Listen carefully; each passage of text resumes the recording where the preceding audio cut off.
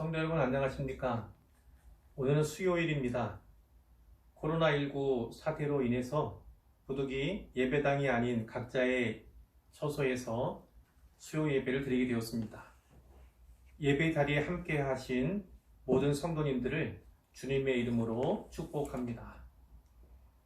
이 시간에는 누가복음 6장 12절부터 26절까지의 본문을 근거로 해서 예수님께서 12명의 제자들을 사도로 세우시는 내용을 살펴보고자 합니다. 12절에 보면 예수님께서 산에 가셨습니다. 가신 이유는 기도하기 위해서죠. 그 산에서 예수님은 밤이 새도록 날이 밝을 때까지 하나님 아버지께 기도하셨습니다. 예수님은 기도를 많이 하셨어요. 그리고 산에서도 많이 기도하셨습니다. 하지만 오늘은 밤이 새도록 평소보다 더 오랫동안 기도하셨음을 우리가 알 수 있는데요. 왜 그러셨을까요? 왜 그렇게 오랫동안 기도하셨을까요? 다음 절 말씀을 보면 그 이유를 짐작해 볼 수 있는데 13절을 보겠습니다. 밝음에 그 제자들을 부르사 그 중에서 12를 택하여 사도라 칭하셨으니, 제자들 가운데서 12명의 사도를 택하시기 위해서였음을 우리가 알 수가 있죠. 이런 생각을 할 수 있어요. 제자들이 사도들 아닌가? 이렇게 생각할 수 있어요. 물론 그렇습니다. 좁은 의미로 보면 제자는 곧 사도다 이렇게도 이야기할 수 있어요. 예수님의 12명의 제자들을 12명의 사도로 이렇게 말할 수도 있다는 거죠. 그런데 누가복음의 저자인 누가는요, 이 제자라는 이 용어를 좀 더 폭넓게 사용하고 있습니다. 다른 복음서 기자들에 비해서 그렇다는 것입니다. 예수님을 믿고 따르는 사람들, 그들을 가리켜서 제자들 이렇게 호칭을 하고 있어요. 그 제자들 가운데서 12명을 택하셔서 12사도로 삼으셨다는 것이 오늘의 내용입니다. 이 사도라는 호칭은 사도행전에 당연히 많이 나오겠죠. 복음서에서는 그만큼 찾아보기가 어렵습니다. 그런데 이 누가가 이 사도라고 하는 용어를 쓰고 있잖아요. 누가복음의 저자인 누가는 이 누가복음만 아니라 그 소편이라고 할 수 있는 사도행전도 또 기록한 그런 분이잖아요. 그래서 사도라는 호칭이 연관되어 사용되고 있다. 누가복음과 사도행전에 연속적으로 사용되고 있다. 이렇게 이제 헤아려 볼 수 있겠습니다.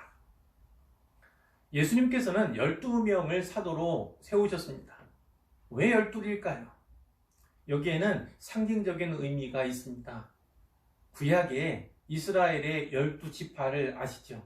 12이죠. 12. 그 수와 일치하는 것입니다. 그것은 구약의 옛 종교, 그리고 예수님으로부터 비롯될 새 종교, 신약의 새 종교가 연속성상에 있다. 연속선상에 있다. 그 연속성을 우리가 알 수가 있는 것입니다. 10이라는 숫자가 이처럼 중요하기 때문에 가룟유다가 예수님 배신하고 그리고 자살해서 죽잖아요.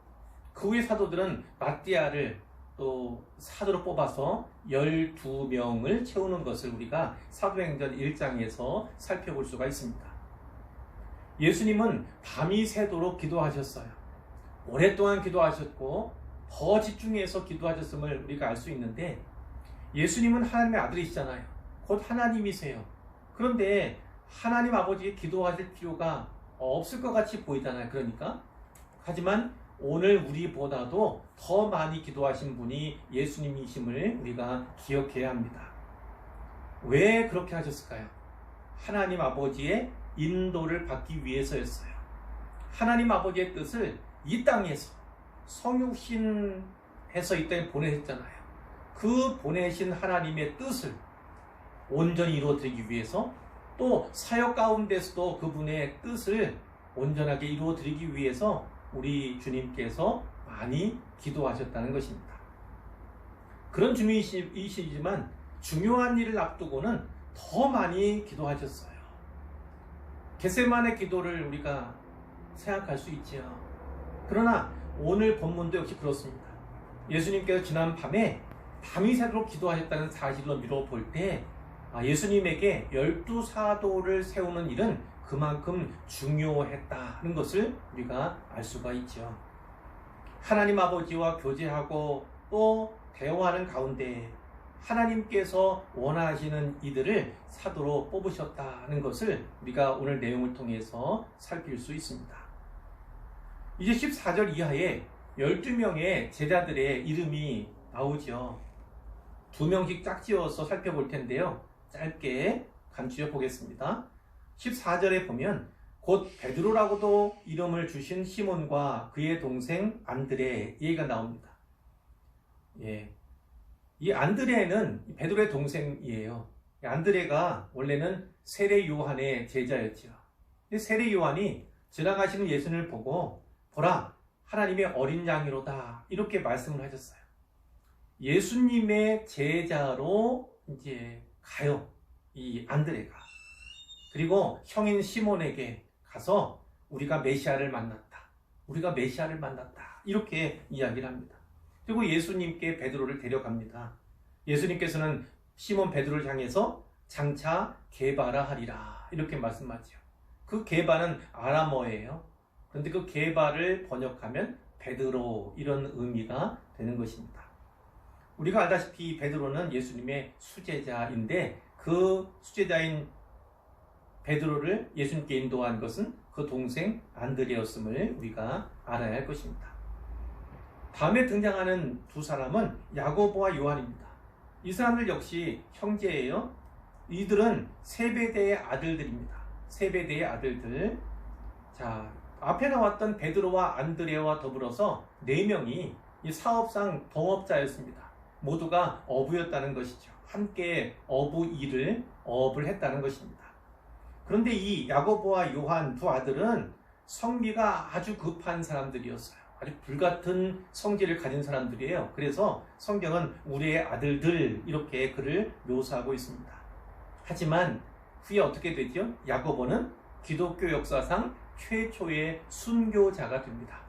그리고 요한은 주님이 사랑하시는 제자 이렇게 자칭할 만큼 예수님으로부터 무한한 사랑, 넘치는 사랑을 받았던 사람이 바로 요한이었던 것이죠. 넓게는 이 4명의 제자들 그리고 좀 좁게는 안드레를 제외한 3명의 제자들이 핵심 멤버였다. 제자들 가운데서도 핵심적인 인물들이었음을 우리가 성경을 통해서 살펴볼 수 있습니다. 다음에 나오는 인물들은 빌립과 바돌로메입니다. 이 빌립은 안드레 그리고 베드로와 같은 고향 사람들, 같은 마을 사람이었어요. 그곳이 어디냐면 베세다죠. 이 베세다 출신의 사람이 바로 빌립이었고요. 예수님께서 빌립에게 나를 따르라 이렇게 말씀을 하셨어요. 콜링을 하셨던 거죠. 자, 그 콜링에 응답했고 그 빌립이 또 바돌로메를 예수님께 데려옵니다. 성경에 보면 요한복음에 그렇습니다만 나다나엘이라는 이름으로도 등장하는 사람이 이 바돌로메예요. 빌립이 나다나엘에게 이렇게 예수님을 소개합니다. 모세가 율법에 기록하였고 여러 선지자가 기록한 그이 이렇게 얘기합니다. 그이를 우리가 만났으니 요셉의 아들 나사렛 예수다 이렇게 전하죠. 자, 그 첫 번째 반응 어떻습니까? 나사렛에서 무슨 선한 것이 날 수 있겠는가 이렇게 묻지요. 그랬더니 빌립이 뭐라고 합니까? 와서 보라. Come and see 이렇게 얘기를 하죠. 그렇게 전도하는 것을 볼 수가 있습니다. 나다나엘은 정직한 사람이었어요. 예수님께서 그가 예수님께 다가오는 것을 보고 이렇게 말씀하셨죠. 보라, 이는 참으로 이스라엘 사람이라 그 속에 간사한 것이 없도다. 이렇게 평가하셨습니다. 그 얘기를 들은 나다나엘이 어떻게 저를 아십니까? 이렇게 물었죠. 어떻게 말씀하셨습니까? 빌립이 너를 부르기 전에 네가 무화과 나무 아래에 있을 때 보았노라. 이렇게 말씀하셨어요. 무화과 나무는 말하자면 기도처였어요. 기도의 장소, 그곳에서 기도할 때 내가 보았다. 자, 나다나엘이 깜짝 놀라서 뭐라고 말합니까? 라비여, 당신은 하나님의 아들이시오. 당신은 이스라엘의 임금이십니다. 이렇게 고백을 하게 되죠. 이어서 나오는 사람이 마태와 도마입니다. 마태는 다른 이름으로 레위지요. 그의 직업은 세리였습니다. 얼마 전에 바로 이 본문을 우리가 설교하고 나눈 적이 있지요.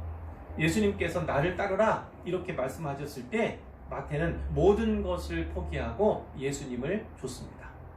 자, 그리고 예수님을 위해서 어떤 일을 했죠? 집에 큰 잔치를 배설하는 것이에요. 그래서 동료 세리들을 초청했습니다. 그들은 이 회당에 출입이 금지된 출교된 사람들이었어요.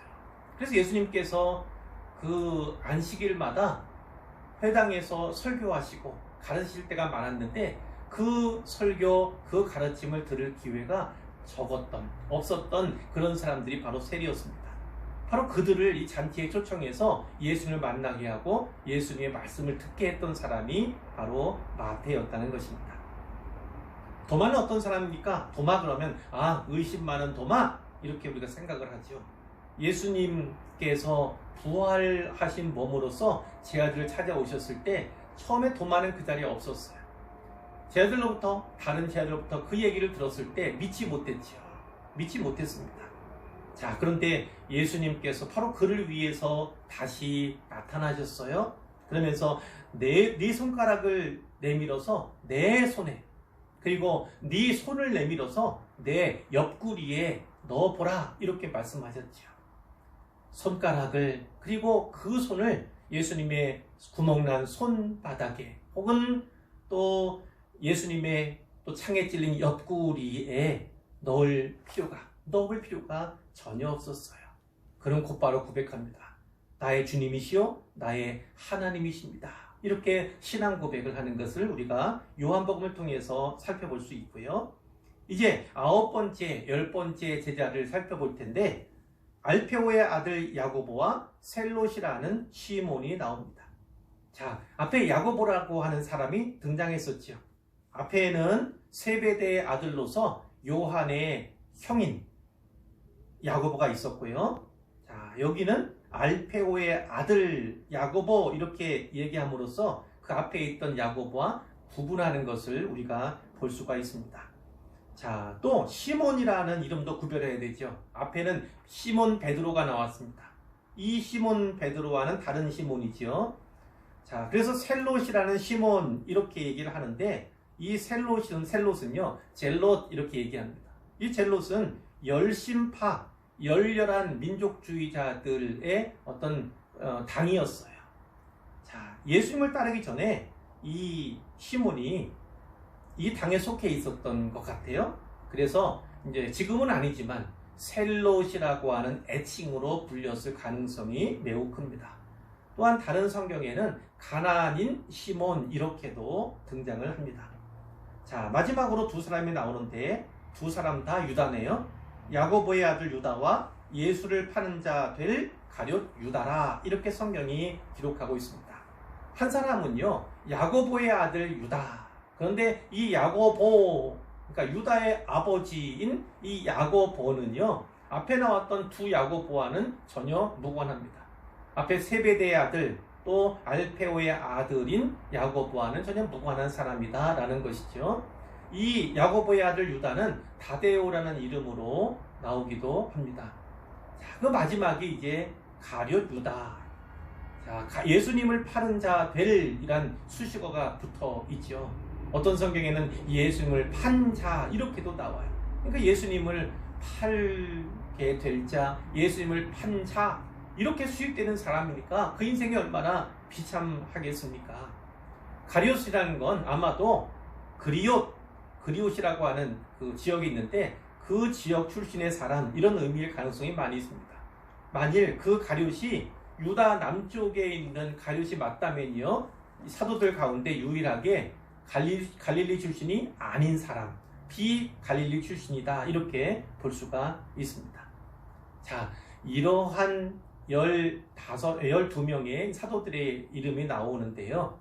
요한복음 15장 16절에 보면 이런 말씀이 있어요. 너희가 나를 택한 것이 아니요 내가 너희를 택하여 세웠다. 이렇게 예수님께서 말씀하셨어요. 자, 그 이유가 무엇입니까? 이는 너희로 가서 열매를 맺게 하고 또 너희 열매가 항상 있게 하여 이렇게 뒤에 말씀이 이어집니다. 결국 열매를 맺게 하기 위해서 너희를 택하였다. 이렇게 말씀을 하시지요. 자, 이 12명의 사도들이요. 이제 새 이스라엘의 초석을 이루게 될 12사도인 것입니다. 자, 그런데 보면 이들은요, 그 배경, 살아온 배경이 매우 다양함을 볼 수가 있어요. 그들의 기질도 그랬지요. 그리고 일반적으로 보면 이들은 어떤 특출난 사람이보다는 평범한 사람들이었음에 분명히 있습니다. 그러니까 하나님께서, 우리 주님께서 그들을 택하였는데, 그분의 뜻에 따라 택하였는데, 자, 무엇을 보고 택하였을까요? 믿음 때문에요? 아닌 줄 아시잖아요. 재능과 능력이 출중했습니까? 그것도 아니잖아요. 그러면 리더십이 탁월했나요? 뒤에 보면 변화된 모습은 그렇다고 인정할 수도 있겠는데 지금 이 상태에서는요 꼭 아니다라고 말할 수 있습니다. 한 가지 특징을 든다면 그것은 순종뿐이었다는 거예요. 순종, 부르심에 따랐다는 그 한 가지였다는 것입니다. 그래서 우리가 먼저 생각해 볼 수 있는 건 제자도를 걸어가는 것이 제자인데 그 제자라면 그 덕목은 오직 순종뿐이다. 가장 중요한 덕목이 순종이다라는 것을 우리가 다시 한번 새겼으면 좋겠습니다. 자, 이렇게 부름받은 사람들이니까 이제 신실한 증인의 삶을 살기 위해서 최선을 다하고 충성을 다해야 하는 것이 마땅하잖아요. 자, 그런데 이렇게 연약하고 부족한 사람들, 특출남이 없는 평범한 사람들 가운데에서도 또 뛰어난 인물들, 기독교 역사상 큰 일을 했던 사람들이 있지 않습니까? 아직은 아니죠. 지금은 아니에요. 그러나 나중에는 이들이 변화받아서 하나님께서 맡겨주신 사명 잘 감당하죠. 큰 일을 감당하는 그런 제자들이 되는 것을 우리가 볼 수가 있는데, 그러나 그렇지 않은 사람도 있었어요. 누구죠? 바로 가룟 유다와 같은 사람이죠. 그 사람은 변화되기보다는 오히려 변질된 사람이에요. 동일한 가르침, 그리고 동일한 기적의 현장, 우리 주님과 함께 동행하고 함께 거하였는데 불구하고 어떤 이들은, 물론 많은 이들이 그랬습니다만 변화된 반면에 이 가룟 유다와 같이 변질된 사람도 있었다는 것을 우리가 알게 되는 것이죠. 이 가룟 유다를 생각할 때 한편으로 마음이 조금 깨름직한 그런 면이 있죠. 개운하지 않은 면도 있어요. 이 가룟 유다는 반역자잖아요. 예수님을 은 30에 팔아 넘긴 사람이 바로 이 자가 아닙니까? 이 유다를 생각하면서 이런 생각할 수 있어요. 그럼 하나님께서 실수하신 것일까? 우리 주님께서 친히 택하셨는데 그럼 우리 주님이 실수하신 것은 아닌가? 그들을 선택하기 위해서 밤새도록 기도하셨고 밤새 기도하는 가운데서 하나님의 뜻을 구하셨는데 그 결과가 이 정도인가? 이렇게 생각할 수가 있어요. 자, 하지만 이렇게도 볼 수 있죠. 유다의 배신, 예수님을 은 30에 팔아 넘긴 것은 구약에 예언되어 있는 사실이에요. 그 예언이 유다로 말미암아 성취되는 것을 우리가 역사 속에서 보게 되는 것이고요. 곧 예수님께서 십자가에 달리시는데 일조한 그런 자가 바로 가룟 유다였다는 것입니다. 하나님과 우리 주님의 선택에는요 조금의 실수도 없어요. 우리 하나님은 실수하는 분이 아니신 거지요. 우리 하나님께서는 그분의 사역을 완성하기 위해서, 그리고 그 사역을 통해서 이루실 구원을 위해서 특별한 방식을 택하셨다, 이렇게 볼 수가 있어요. 그래서 우리는 하나님의 택하심과 그분의 일하심 보면서 우리가 이해할 수 없는 부분이 있음을 분명히 알게 되는 것이죠. 그것을 바로 신비라고 합니다. 하나님의 일하심에는 신비가 있어서 우리의 생각과 우리의 사고, 우리의 경험, 우리의 지식을 뛰어넘을 때가 너무 많이 있고 우리는 그것을 고백할 수밖에 없을 때가 또한 많이 있지요. 그것을 우리가 잊어서는 안 됩니다. 그것에 대해 잘 모르고 신비로운 것들이 너무나 많기 때문에 더욱더 하나님께 구해야 한다. 그분의 뜻을 알아가야 한다. 조금씩 찾아가야 한다는 것을 우리가 마음에 새겼으면 좋겠습니다. 이제 결론인데요. 자, 한 가지만 살펴봤으면 좋겠어요. 바로 이 사도들의 택하심을 다시 한번 보았으면 좋겠어요. 우리가 가질 수 있는 결론은 어떤 것입니까? 오직 은혜다라는 거예요. 이 사도를 택하심, 그리고 오늘 신자로서, 성도로서, 그리스도인으로서 우리를 택하심 또한 오직 은혜다라는 사실을 고백할 수밖에 없죠. 우리는 어떤 자입니까? 연약한 자이고 부족한 자예요. 은혜 받을 만한, 사랑을 받을 만한 자격이 없는, 가치가 없는 그런 자들이 바로 우리였다는 거예요. 그러나 하나님께서는 이 사도를 택하신 것 같이 오늘 우리들을 또 그분의 자녀로, 그리고 택하신 백성으로서 택하시는 것을 보게 되는 것입니다. 고린도전서 1장 26절 이하에서 사도 바울이 이렇게 말씀했잖아요. 형제들아, 너희의 부르심을 보라. 육체를 따라 지혜로운 자가 많지 아니하며 능한 자가 많지 아니하며 문벌 좋은 자가 많지 아니하도다. 하나님께서 택하신 그런 자들을 살펴보건대 지혜로운 자, 능력 있는 자, 문벌이 좋은 자가 많지 않다는 것이죠. 자, 그렇게 하나님께서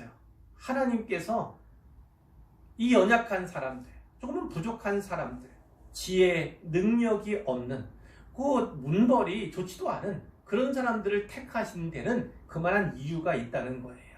사도 바울이 계속해서 이렇게 말씀합니다. 그러나 하나님께서 세상에 미련한 것들을 택하사 지혜 있는 자들을 부끄럽게 하려 하시고, 세상에 약한 것들을 택하사 강한 것들을 부끄럽게 하시며, 하나님께서 세상에 천한 것들과 멸시받는 것들과 없는 것들을 택하사 있는 것들을 폐하려 하시나니, 자, 그 이유가 무엇입니까? 이는 아무 육체도 하나님 앞에서 자랑하지 못하게 하려 하심이라. 이렇게 말씀을 하십니다.